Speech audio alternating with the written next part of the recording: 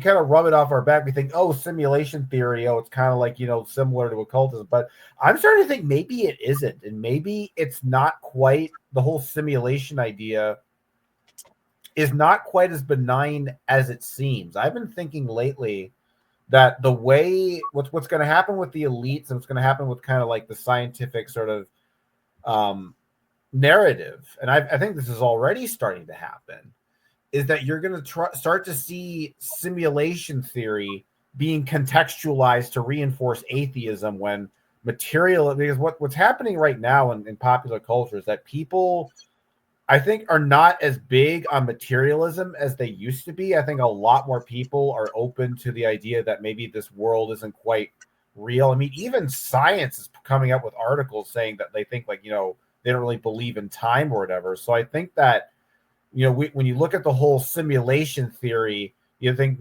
I sometimes, been thinking the idea, what if this is just materialism 2.0, where instead of everything being kind of this, this physical universe, we're part of a mechanical universe, mechanical computer that creates the illusion of a physical universe. But then it's just like, oh, it's just the universe is physical, but just in another dimension.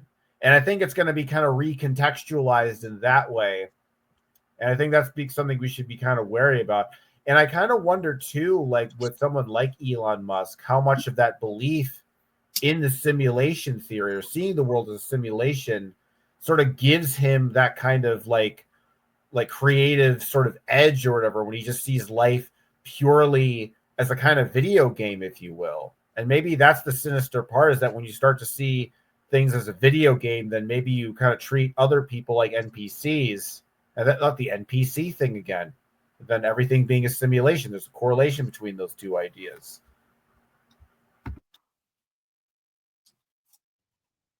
Any thoughts, Indy?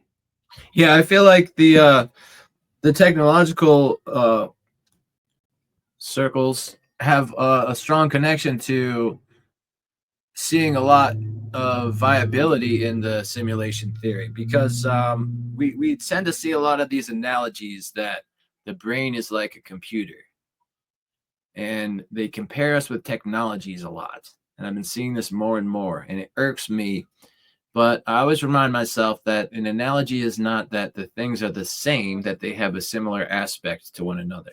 But when they overly bombard us with these analogies comparing us to technology, I can't help but understand that this is part of the transhumanist push, that they're trying to really push materialism in such a way where they're going to try to show that we are going to be able to be herded into giving up our rights, and that we're going to allow ourselves to become computerized or chipped or something like that. It's, to me, a bit of a disconcerting situation, because when we see people in like Silicon Valley seeing this way of perspective of things, I feel like it could be easy for them to fall into the understanding that that these computers and these technologies are like their new god. And so it may be easy for them to fall away from understanding that there's any merit to like magic and spirituality and mysticism.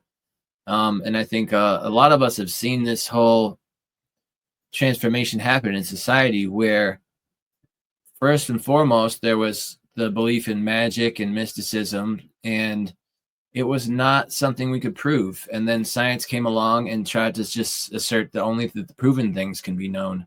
But we found that when we find these proven facts and truths, that there's a lot more there unseen that we don't understand. And so I feel like by seeing past the shortcomings of science and seeing the promises that and potential that can come from mysticism, I feel like that We should be able to see past the technological the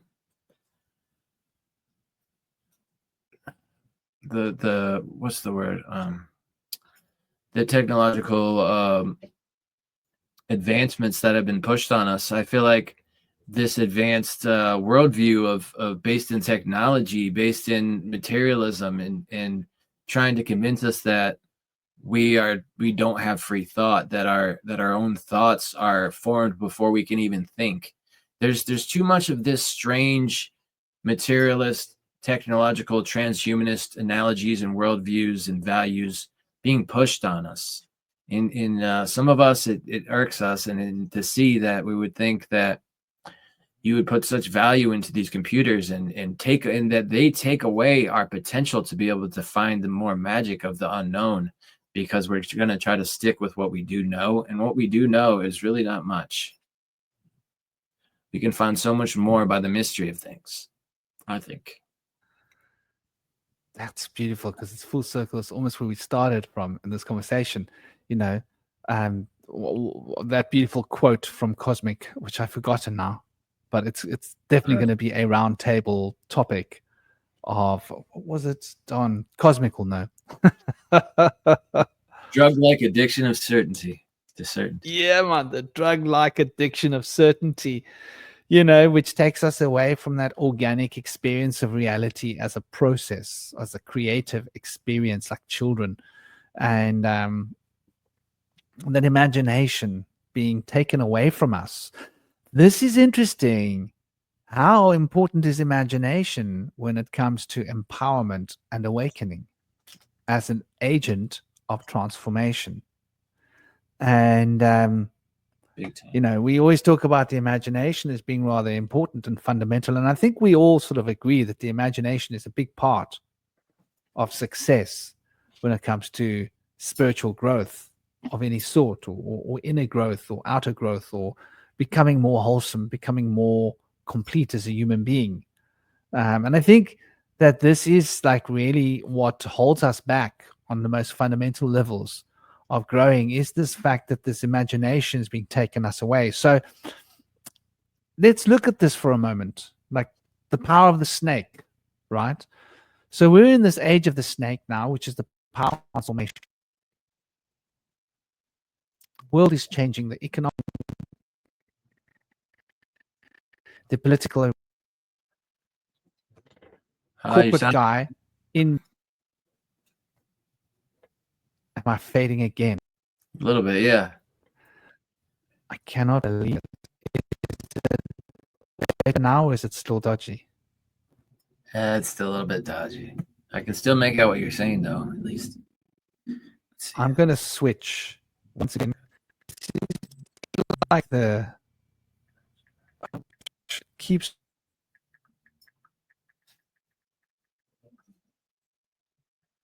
I just wanted to share an Einstein quote about imagination that's relevant to this discussion.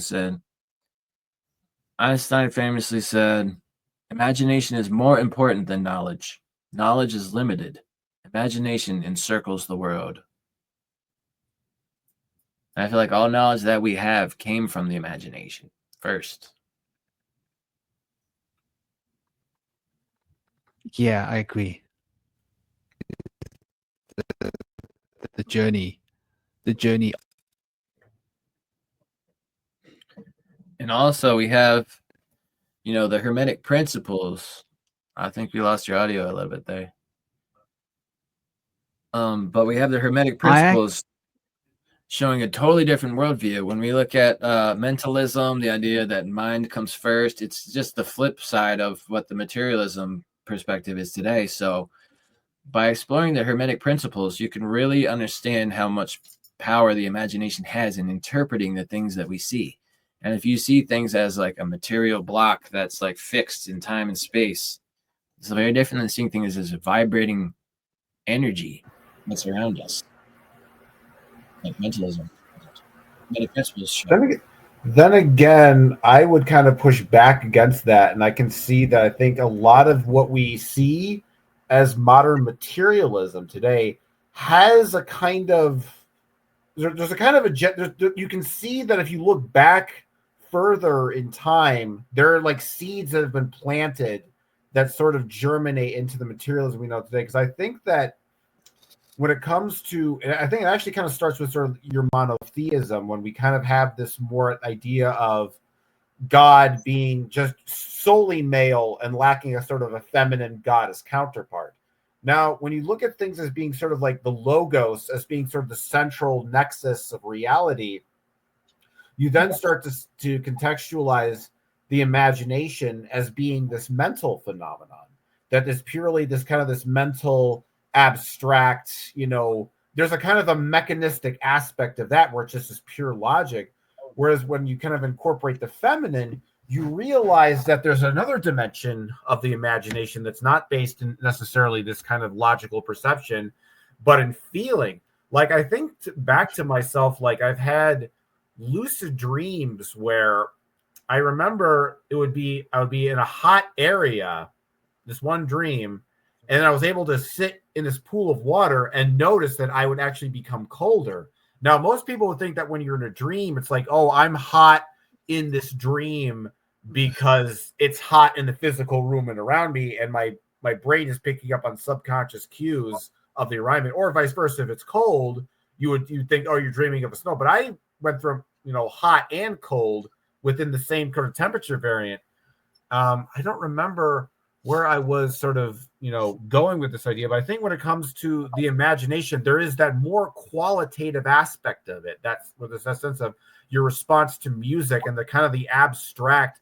Because a lot of times with the imagination, when ideas really first in their primordial state, sometimes they're just kind of this mess of sounds and shapes and colors, and there's no real form. And it's only with that mental, logical aspect that we turn that abstract experience into something tangible that we can express to other people. So I think that when it comes to understanding the imagination, I think it's also important to understand its connection to nature. And I think what I'm starting to come to the realization of now, as I'm saying this, is that perhaps the reason that the imagination has become controlled and tainted, and we are headed towards this mechanistic direction, is that over the past couple thousand years, we've kind of distanced the imagination. We kind of determined that the imagination is separate from nature, kind of with Christianity, God being this sort of logos that exists outside of time, and that nature is a creation of that. Whereas a lot of ways, nature is the sort of the progenitor of the imagination. It's what inspires the imagination. It's what gives us ideas. And one of the things that's kind of interesting is that a lot of people I don't hear talk about, not even really in occult circles, but I think that nature extends into the imagination. And what I mean by that is that when we dream, when we astral project, that the dream world is a part of nature. That's a concept I've always really liked, that when you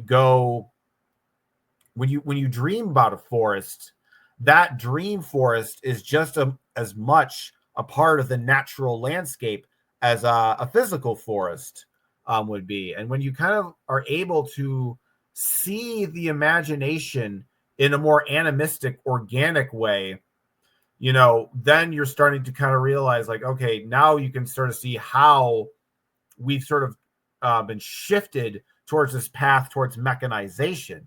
Because it's not just materialism that we have to consider, that we see the world as physical.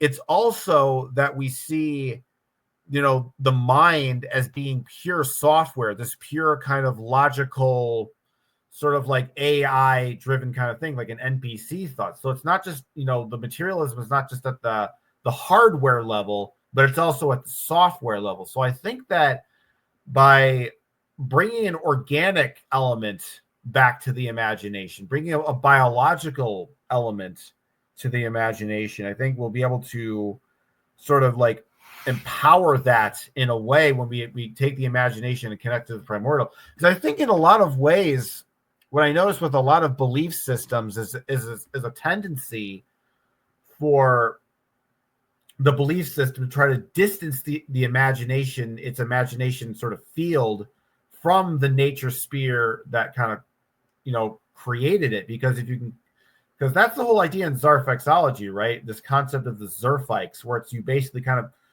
encapsulate someone within a bubble universe based on a belief system. And basically the limits of that belief system become the surface of the bubble.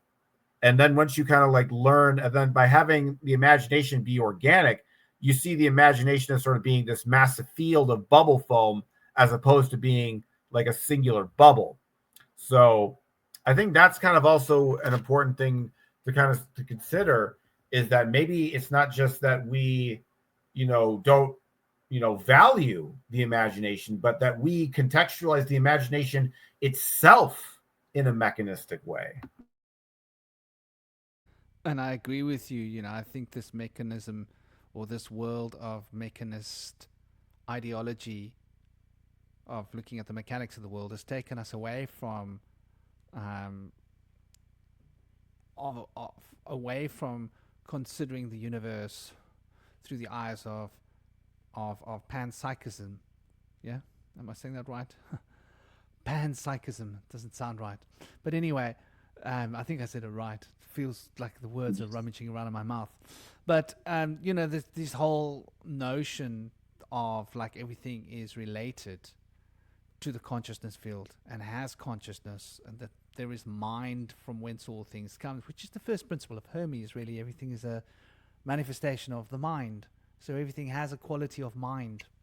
Everything, rocks, animals, everything that we can imagine is somehow alive, because mind, you know, implies aliveness, does it not?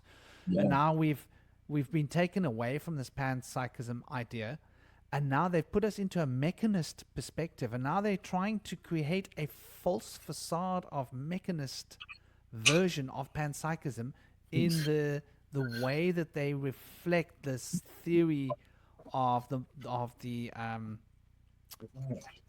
this world being a what's the word of the world being a simulation, computer game. Yeah, simulation theory.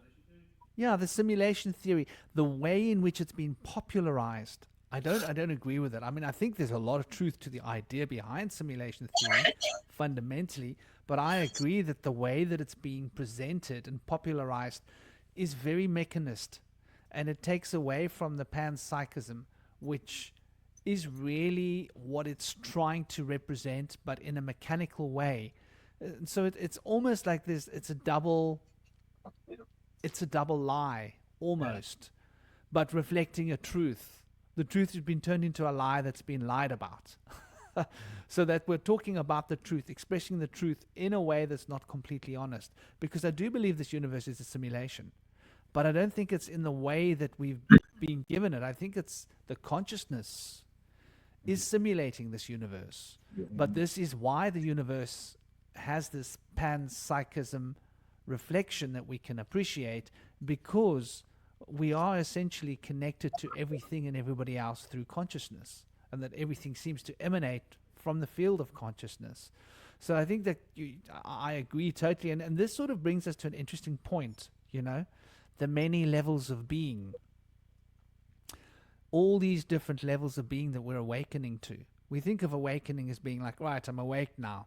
And you were having a cool conversation in the group the other day when you were knocking the idea of enlightenment, and I like that. That was in my group. That was Cosmic. He was saying, I don't believe in this enlightenment the way it's presented, and you know, I have to agree with you. I mean, I believe in enlightenment, but I don't believe that there's an enlightenment. I think that we are continually getting more enlightened and more enlightened. I don't think you get to the point where like, dun, ta-da, I'm enlightened. You know, like the switch was flipped, I'm now enlightened. I think it's like a light bulb, right? There's more light, there's more light, there's more light. There's less light, there's less light, there's less light. And that bright light can get brighter and brighter and brighter, or it can get lighter, darker and darker and darker. It depends on how conscious we are of our shadows. You know, I would say that enlightenment is a concept of how in tune we are with the aspects of ourselves we hide from ourselves, and thus in tune with the many aspects of the world. So here's an interesting point. How much of the reason that we can't see the world for what it is because we're so in denial of our own emotions, that we've allowed our shadow selves to become so complete as an egoic reflection of this persona that we're not able to fully appreciate that we're in denial of who we are because we're trying to be something that we're not, because the world expects it of us. What are your thoughts of us all being pretenders, in a sense, to adapt to a world that was made to make us crazy? Okay. Yeah, I think so. But just like kind of like you can see the stimulation theory in a good light if you look at it in the big picture. I feel like that could also be seen in the big picture to be a good thing too, because like it's maybe better for us right now, and I feel that we're in a stage where we're in the transformation. We might have lost our habitat, but we know that we don't fit into this habitat. We cannot subsist in this habitat without technology. And different animals have different technologies, like a shell for a hermit crab or something, beaver dams, beehives. These animals have different shelters that they use as well. And so it's not like it's not part of nature for us to do this, but I feel like we haven't made it in such a way that's going to be long lasting, that's going to subsist. We're in we're experimental stage of transition. And I feel like in this stage, it's easier for us to be in a simulation. It's easier for us to be in a delusional state.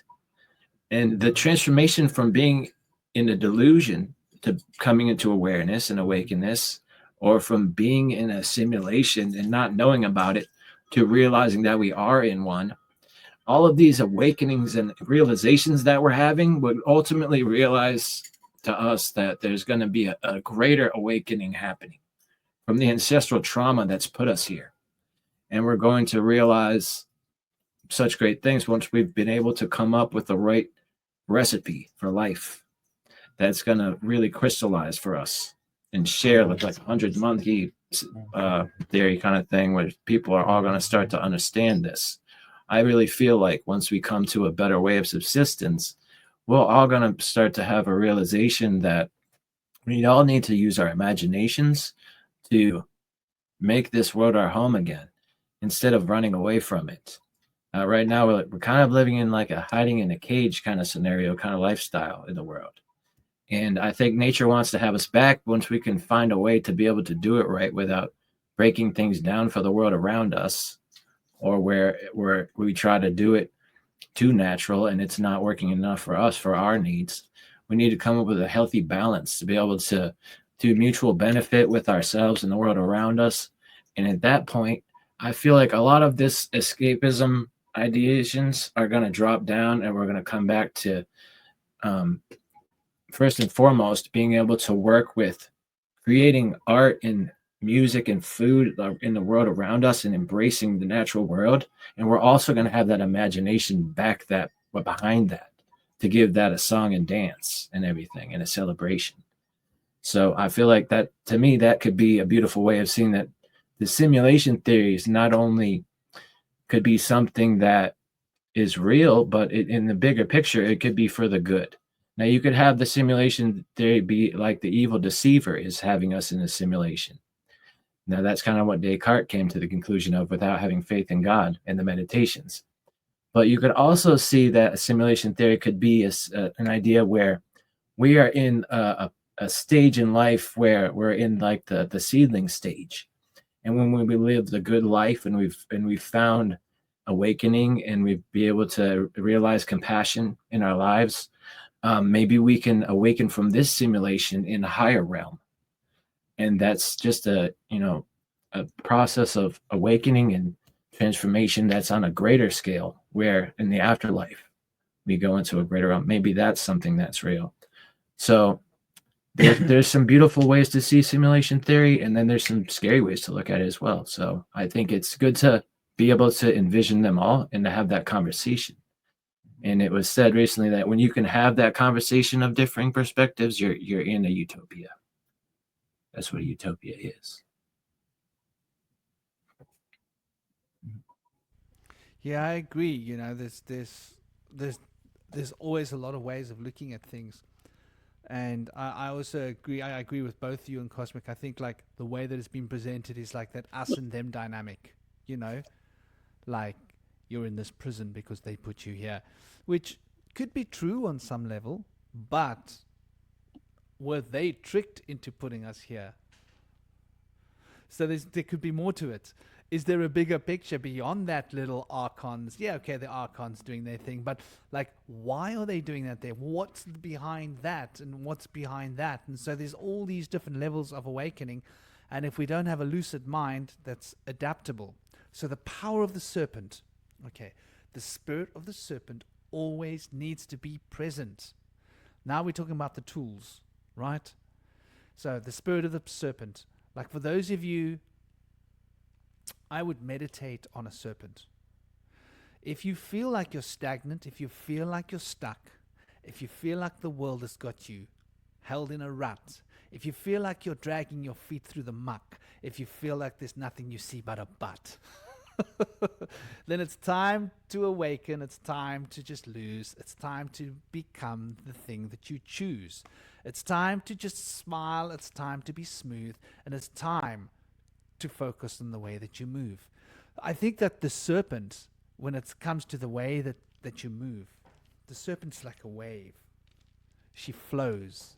She's like a dance. She flows over the ground like water. Nothing, there are no obstacles for the serpent. She moves around. She becomes the obstacle. She uses the obstacle to move herself forward. This is the true spirit of transformation. This is the true spirit of adaptation. Being able to adapt. Being able to shed your skin when your skin no longer fits you. Being able to say, I'm letting go of this. The skin was great, but it no longer serves me. There goes my skin. I'm having a new skin. There's something quite profound with the way they want us to use skins in modern, you need to have a skin for your system. Like, what skin do you like? Do you change your skin? So the power of the spirit of the serpent is something that they are trying to hide us away from. The religious organizations have made us fear serpents, like, oh, the evil serpent in the Garden of Eden, and snakes are evil. They are the presence of evil spirits. They are this, they are that. All this delusional mouthwash that's been spewed at us so that we disconnect from that fundamental part of who we are, that spirit of transformation, that spirit of being able to move in any way, to flow around events. They want us riding the horse. And don't get me wrong, the horse is great, hey? The horse is freedom of power. The horse gives you that momentum. You can go through something. If there's obstacles, you can tie a rope to that thing and put it on your horse and pull that thing out of the way. You want to move lots of big things, you can build a carriage with wheels, get your horses on it and move.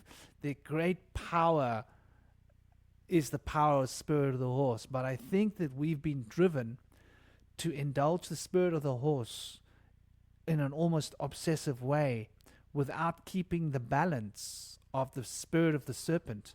And we know how serpents and horses feel about each other, right? When a horse sees a snake, it stamps on it.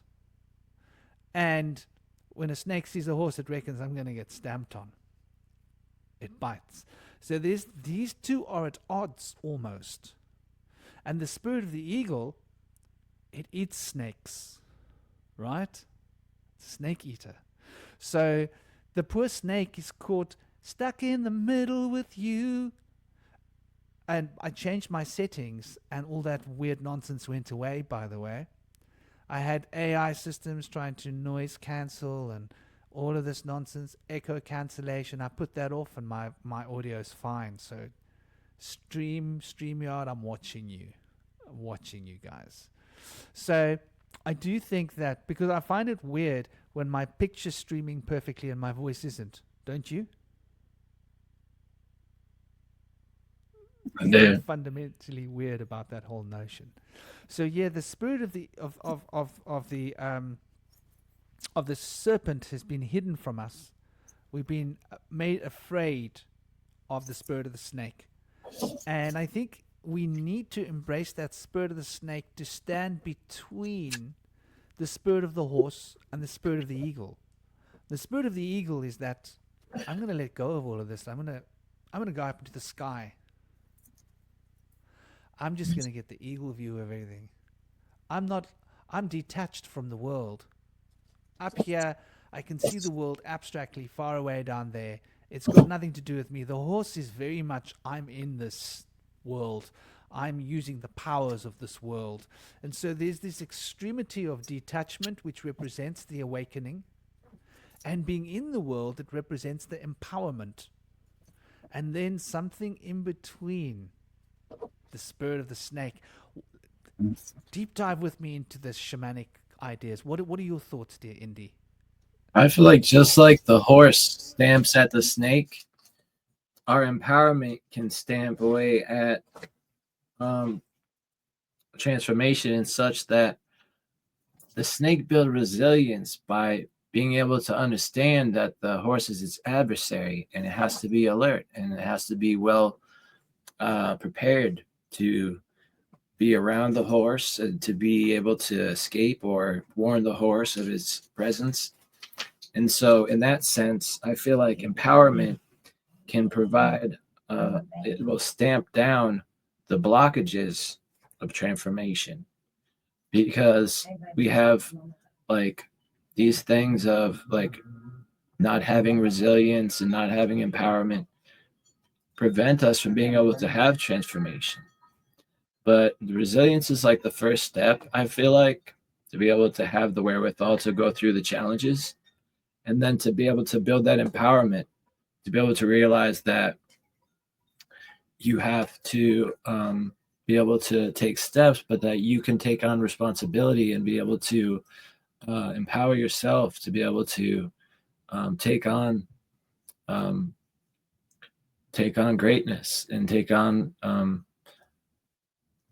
lovely things in your life, and they may be difficult, but to be able to empower yourself is to know that you have the faith to charge through the challenges, the ability that you know how to give yourself the strength from within. And so when you have that strength, then the transformation kind of just comes effortlessly through your ability to now see through new eyes and have the ability to embrace what you used to run away from. So, and then in likeness also, we have the ego that devours the transformation, the awakening.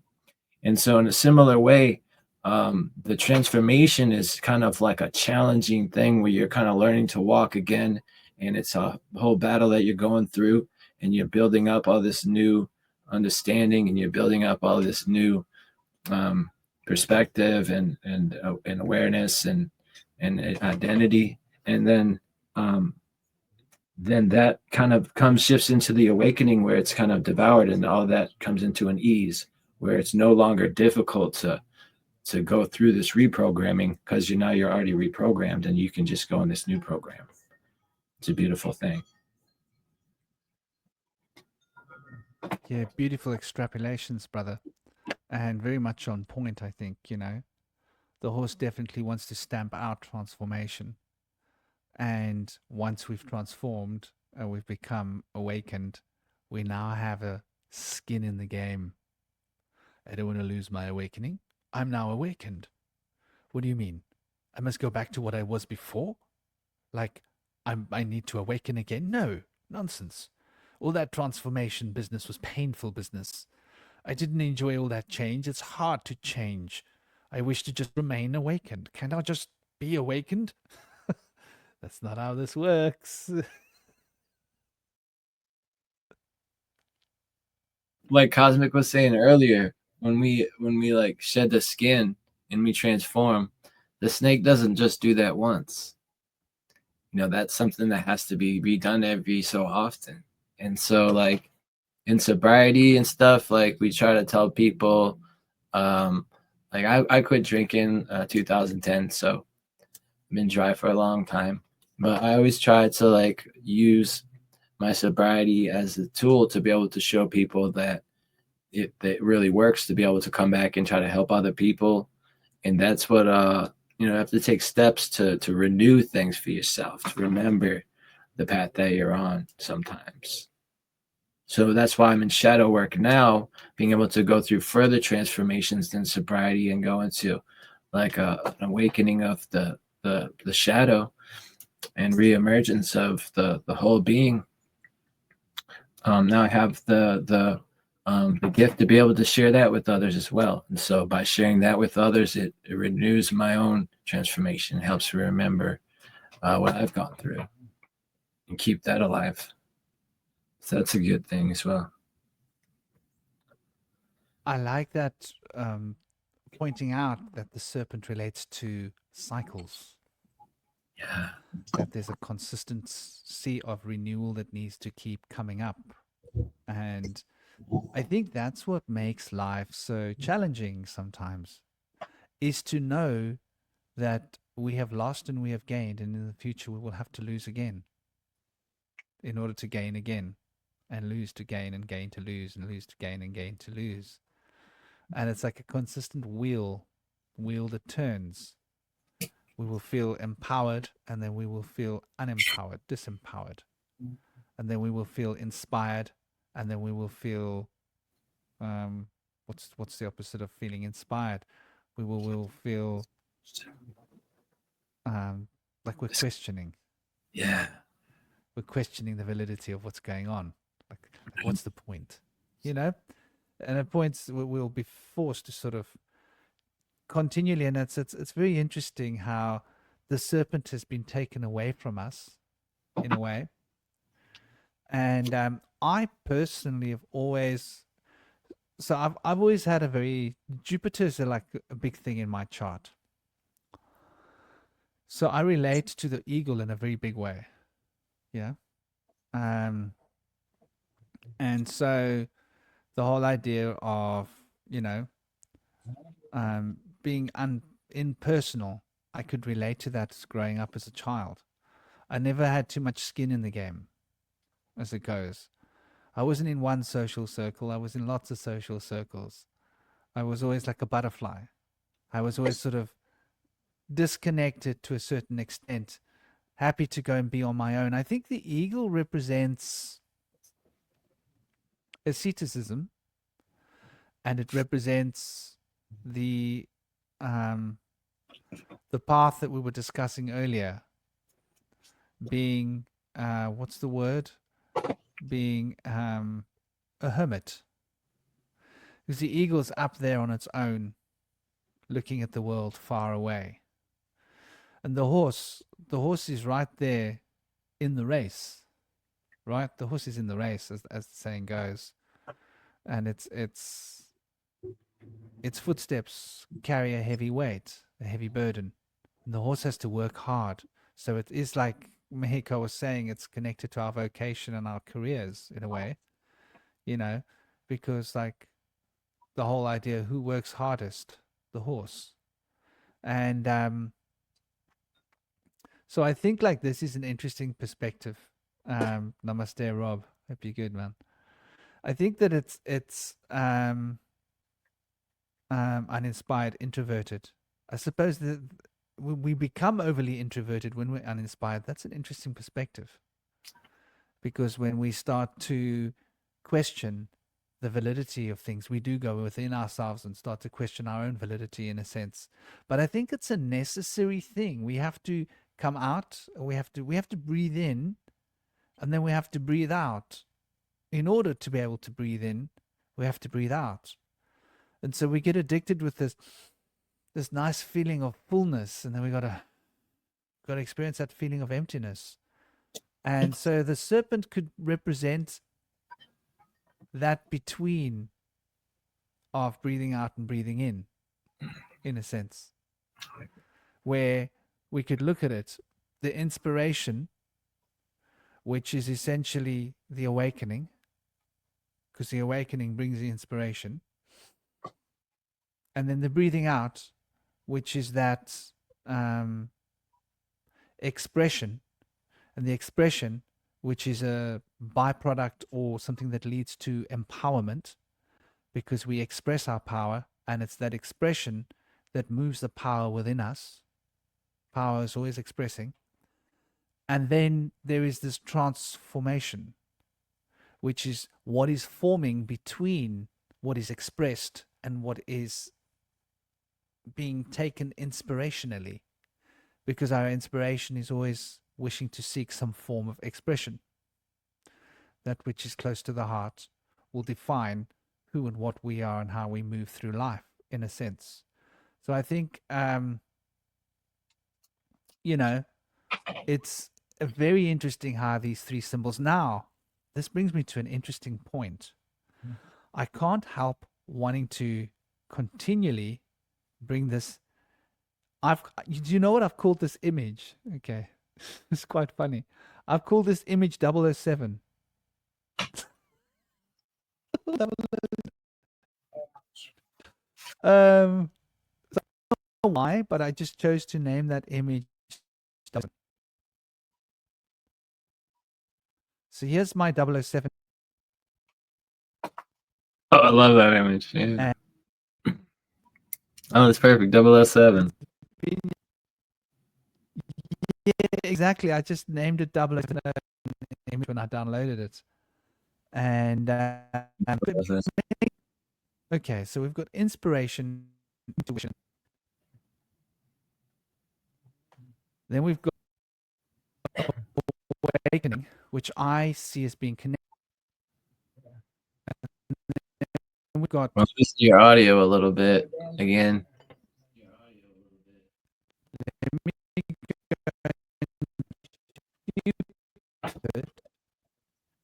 And Mexico had said to me that I was soft.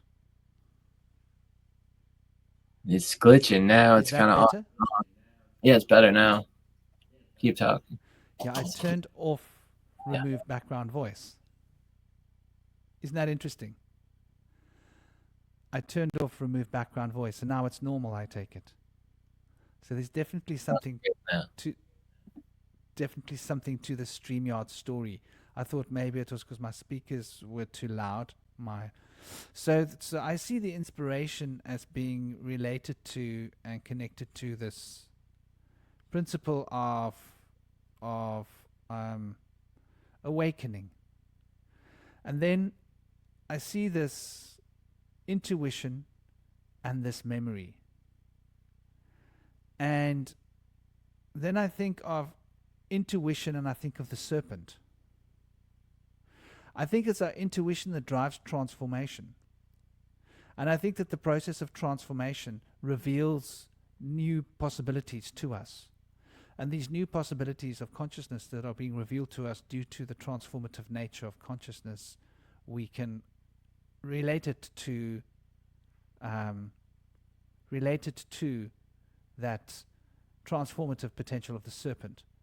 Then I see memory, and I look at mem-ori, and I see mem-ori as being like crystallizing things, putting things into a state that can be used. So there's like a very much empowered. We become empowered by our memories. The things that I've done in my life and then what I've achieved is what I feel empowered by. Because I've done those things, I can do other things. This is a source of empowerment for me. Knowing that I've done that before means I can do that again. So here I see these three principles, and then I see the empowerment of memory once again back to the next three, which is will, and then I see the imagination, and the imagination then becomes an expression of the intuition, which is that changeable nature within ourselves, that part of ourselves that can transform the world and transform ourselves. We can change the way we look at the world through our imagination, and our imagination is changing the world. For what the world is impeding itself upon our imagination, whether we realize it or not. And then I look at the will, and the will is interesting because the will seems to be something that operates from outside. It seems to be something that operates from a distance. And so I see the will as being the eagle. Interestingly enough, even though it relates to the empowerment, but I think the will is what's released after empowerment. Empowerment gives us the potential to use the will. And so I see the will as being that which is produced by the awakening, which leads us back to the circle of empowerment. And now we're seeing how they're linking in. So on one level, the will becomes empowerment. On another level, the will becomes awakening. And I look here and I see the memory. On one level, it's an expression of empowerment. But on another level, it's also carrying the seed of inspiration. So you can see how these things are like in a state of yang-yin. Within the yin, there's the yang, and within the yang, there's the yin. And this will and memory seem to play this very important dual role in keeping these three spheres together. And then the instincts, I see that as being the reflection of the serpent representing our deepest instincts, which is a reflection of the imagination and the intuition. Because we instinctively react, we instinctively produce a movement in our consciousness, which is sort of holding on to that knowledge that we've had, but also it's about transforming things. Instinct is always there to transform. There's a danger, quickly transform the situation around you so that you can navigate through that danger. There's the instinct's always there to protect us, essentially. So it's about that immediate need to transform things right now or else. And then sensation becomes a really interesting perspective. Because when I look at sensation, I see sensation as being inspiration. I think sensationalism inspires us. People tend to be inspired by something that creates a sensation because it causes us to get the feeling of new life. Sensation brings that new life feeling of the inspired, wow, there's all these possibilities. And sensation is also what makes us feel good. So it's like very deeply embedded within our emotional centers, as is, if we look at it like the memory, deeply embedded within our emotional centers. In fact, the part of the brain that relates to emotions and the part of the brain that relates to smell, which is our primary driver of sensations, is the same part of the brain. Rather interesting. And that sense also happens to bypass the thalamus, which is in itself quite interesting. So the way the neurology works seems to protect the memory. And the will is then this abstract thing that flies high above us, like an eagle. And the eagle represents the will in the fact that once you've awakened, you now have the will to do things because you now have the power. The power of empowerment only becomes actualized once we've awoken, because the process of empowerment leads to awakening, but they are like links in a chain. So, I mean, I don't know. To me, that's an interesting concept. As all three... Oh, sorry, Cosmic Brother. Sorry, Cosmic Brother. I didn't realize you were there. I wasn't in that picture. So, like, to me, it's interesting. Like, that seems to reflect the Enad. It seems to reflect the three principles. It seems to reflect the 7 principles of Hermes. And somehow, those two faculties of will and of memory are an interesting point of bridge. And I think that bridging point could, on one level, represent, the power of the horse and the power of the eagle, but they're almost interchangeable because it's the horse that is the mechanism of the will, but it is the eagle that provides the power of the will. And when it comes to memory, the memory is what gives the structure so that the horse can pull that thing, but on another level, it is also the source of our inspiration being given to us in the physical vehicle. because we remember what we've experienced in our deepest aspects, layers of our unconscious, and it brings it into consciousness. So what inspires you are the things that have been beautiful in your life. Is that not so? Is it not memories that inspire us? Absolutely. Definitely. Seeds of inspiration. Yeah, I think there's so much that we can gain by looking at these three principles. And what a concept. I've been thinking about snakes. Hey man, where's my phone? Donatello talk about a little bit Harello. I'm gonna say share a little bit with the fellow. So I've got this funky video that I made this morning of me. I met this lizard. Oh, he's so beautiful. And he let me put my hand right in front of his face. He wouldn't climb on my hand though. Like quite a cool lizard. He's like this big. Yeah. And he's got like all these funky colors on him. And he let me put my hand right in front of his face. Like it was like hoping he'll jump on, because you can't get too close and touch them because they will freak out and run away. Yeah. And I'm telling you, like these lizards are going to climb on my hand any day soon. I just don't have the time to make it happen. If you got like a lot of time, you can slowly move your hand closer till you're actually touching his foot, and it's okay. But the pressure that you're moving onto his foot, the gradient's got to be so gentle that he doesn't feel you until you're touching his foot. And then he feels the warmth in your hand. He starts thinking, there's warmth on my hand. What is that?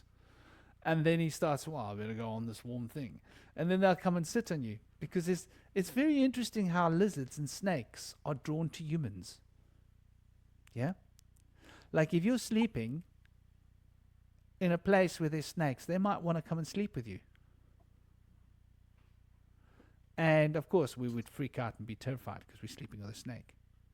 But like they would see you as, I don't want to hurt you, you're going to keep me warm. Right? Like they don't actually have a qualm with us as long as we're not danger to them. So I think in nature, what a concept. In nature, snakes would be sleeping with humans. What do you think of that as a concept from a shamanic recesses, like before we were civilized, like we are? Like to stay warm or something? Yeah. Yeah. I could like see if it. they're sleeping with underneath you or around you, then they'd be like charging up all of their energy so they can go hunting. And once they finish hunting, they can come back and stay warm, and their digestion can happen at a double rate. And there'd be like mice around with all like the bones laying around and stuff, probably. Exactly. So they would then protect us from our predators, because the snake's not going to eat our food, but the mice will. So there's this symbiosis we have with snakes that we don't realize because we're so programmed to be afraid. People use black snakes here in the mountains like a lot. They say if you find one, you can sell it to people or give it to them as a gift. Keep mice out of their barn or something. I love that. But a lot of people usually just don't like snakes. But the ones that aren't venomous, not too much of a problem. Sometimes they're a solution. Plus, they're cute looking sometimes too. I saw one that had like patterns on its back. It was like, I don't know. I think it looks really, I think it was like, kind of looked like a cool looking Burmese python or something, but it was like out here in the mountains of North Carolina. But it just had different colors. It was like different shades of gray. It was pretty cool. But you can kind of tell they have a different shape of their head. But it was really a little one. Cutest thing ever. I got a video of it. I almost wondered what it'd be like if I had brought it home and made it my pet. Usually I could tell if they like come to me and they want me to bring me with them. It's a sign.